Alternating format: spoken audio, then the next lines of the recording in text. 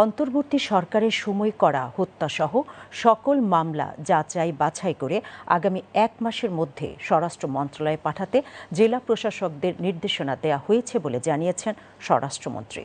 আজ রাজধানীর ওসমানী স্মৃতি মিলনায়তনে জেলা প্রশাসক সম্মেলনে ডিসিদের সঙ্গে বৈঠক শেষে সাংবাদিকদের একথা জানান স্বরাষ্ট্রমন্ত্রী। নির্বাচন উপলক্ষে লাইসেন্সকৃত যেসব অস্ত্র জমা নেওয়া হয়েছিল সেগুলো ফেরত দেওয়া হয়নি। জেলা প্রশাসকদের সেগুলো দ্রুত ফেরত দেওয়ার নির্দেশনা দিয়েছেন স্বরাষ্ট্রমন্ত্রী সালাউদ্দিন আহমেদ।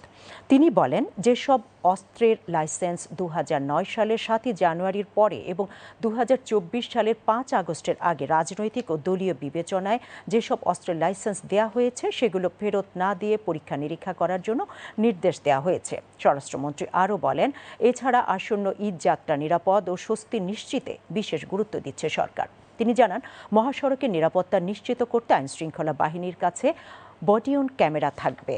পাশাপাশি রাজধানী সহ সারা দেশের নিরাপত্তা নিশ্চিতে ঈদের ৭ দিন আগে পুলিশ প্রধান কার্যালয়ে একটি মনিটরিং সেল গঠন করা হবে বলে জানিয়েছেন স্বরাষ্ট্রমন্ত্রী।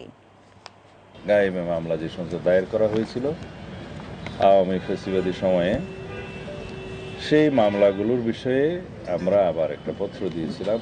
আমরা দায়িত্ব গ্রহণের পরে ইন্টারিম গভর্নমেন্টের সময় কিছু মামলা প্রত্যাহার করা হয়েছে, কিন্তু সেখানে কিছু কিছু মামলা, কিছু শ্রেণীর মামলা অন্তর্ভুক্ত করা হয়নি। আমরা পলিটিক্যাল গভর্নমেন্ট দায়িত্ব নেওয়ার পরে আমরা বিবেচনা করেছি যে আমাদের বিরুদ্ধে অনেক অস্ত্র মামলা, হত্যা মামলা দেওয়া হয়েছে। জেলা পর্যায়ে যে কমিটিটা আমরা করে দিয়েছিলাম, তারা সেটা যাচাই বাছাই করে যদি সত্যিকারভাবে সেই শ্রেণীভুক্ত মামলা হয়ে থাকে তখন সেগুলো প্রত্যাহারের জন্য সুপারিশ করবেন। যে সমস্ত লাইসেন্সগুলো ২০০৯ সালের 6 জানুয়ারির আগে ইস্যু করা হয়েছিল সেগুলো ফেরত দেবে। যে সমস্ত লাইসেন্সগুলো ২০২৪-এর ৫ই আগস্টের পরে ইস্যু করা হয়েছে সেই সমস্ত লাইসেন্সে অন্তর্ভুক্ত অস্ত্রগুলো ফেরত দিতে হবে।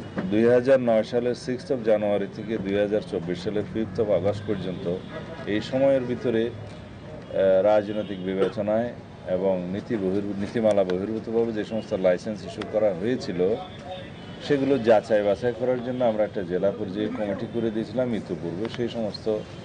সেই কমিটির বিবেচনায় যেগুলো নীতিমালা বহির্ভূত এবং রাজনৈতিক বিবেচনায় দেওয়া হয়েছে বলে প্রতীয়মান হয়েছে, তাদের কাছে সেগুলো বাদে বাকি লাইসেন্সের অন্তর্ভুক্ত অস্ত্রগুলো ফেরত দেবে। ঈদ যাত্রাটা নিরাপদ করতে পারি, যাওয়া আসা এবং সড়কে নিরাপত্তা প্রদান করতে পারে পুলিশ এবং সড়ক পরিবহন বিভাগ, যাতে তারা জনগণের নিরাপদ যাত্রাটা নিশ্চিত করতে পারে, আশাটা নিশ্চিত করতে পারে, সেই জন্য কিছু অনুশাসন দিয়েছেন। সেরকম সিদ্ধান্তগুলোর মধ্যে একটা হচ্ছে, মহাসড়কের উপরে কোনো রকমের পশুর হাট অনুমতি দেওয়া হবে না।